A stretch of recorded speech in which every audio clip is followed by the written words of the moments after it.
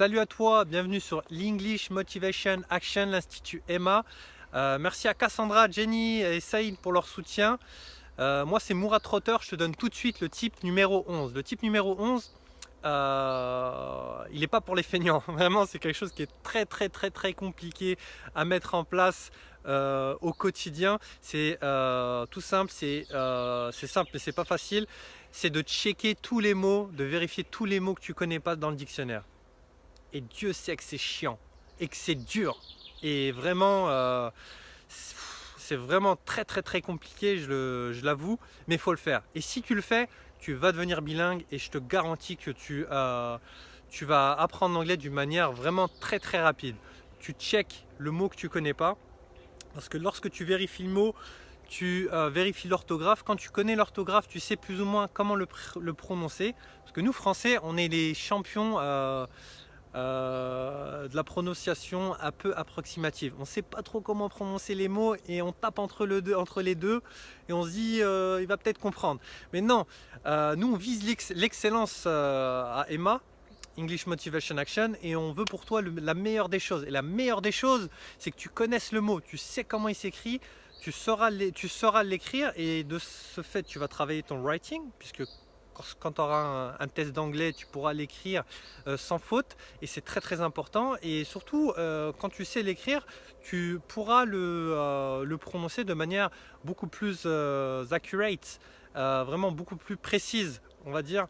Donc ce conseil, il est vraiment très important. Je me souviens, lorsque j'étais en Angleterre, pardon, j'avais un carnet et j'écrivais tous les mots, tous.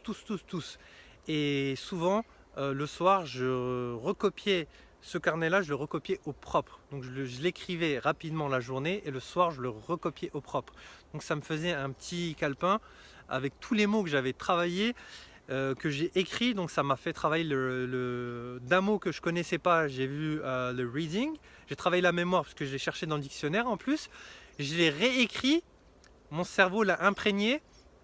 Et ensuite, quand je relis mon répertoire, tous les mots, je me souviens plus ou moins à quel moment je les ai écrits et ça me rappelle l'action dans laquelle je les ai écrits et je les ai appris. Et c'est ça qui va te permettre de vraiment devenir bilingue. C'est d'apprendre les mots dans l'action. Et si dans l'action, tu entends un mot et tu ne le connais pas et tu vas pas le vérifier, tu vas pas l'apprendre le mot dans l'action, tu vas l'apprendre peut-être à l'école, tu vas dire ah oui je me souviens, je crois qu'il m'avait dit ça l'autre jour, etc. Mais ça aura beaucoup moins d'impact que si tu le checkais directement et tu te dis ah oui il m'a dit ça, ça veut dire ça, je m'en souviendrai. Donc ça c'est vraiment un conseil que je te donne et c'est un conseil qui est très dur à mettre en place. Je préfère te prévenir, je ne veux pas te dire que c'est facile, c'est très dur de sortir son dico et de checker les mots. Et enfin je te donne un double conseil dans cette vidéo, c'est essaye d'avoir un dictionnaire anglais-anglais. Moi je te conseille le Word Reference, moi j'ai l'édition numéro 6, la bleue, donc qui date à peu près de 2005 ou 2006 je crois.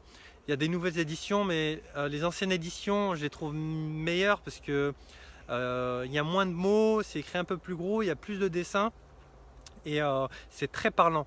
Et lorsque tu checkes un mot en anglais, dans une définition en anglais, les mots que tu ne connais pas dans la définition, tu vas les chercher aussi.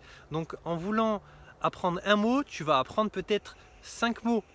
Et là, tu vas booster ton anglais et c'est ce que tu veux. C'est pour ça que tu regardes cette vidéo. Donc maintenant, le conseil, tu l'as, applique-le. C'est vraiment simple. C'est pas facile, mais c'est simple. Et si tu le fais, et moi je l'ai fait, alors que j'étais pas disposé à le faire, et je l'ai fait. Et j'ai vu des gens le faire, et j'ai vu des gens ne pas le faire. Et il faut savoir que tout ce qui est facile à faire est aussi facile à ne pas faire. Il faut vraiment de la rigueur, de l'autodiscipline si tu veux progresser en anglais et surtout si tu veux devenir bilingue. Tu ne deviendras pas bilingue, je suis navré de te l'annoncer, tu ne deviendras pas bilingue si tu ne vas pas chercher les mots dans le dictionnaire, si tu ne mets pas en application tous les conseils qu'on te donne chez Emma. Il faut vraiment appliquer tous les conseils du mieux que tu peux et checker les mots au maximum et là je te garantis que tu vas apprendre l'anglais d'une manière beaucoup plus rapide. Voilà, on en est au 11e conseil. On va faire un break dans la série vidéo.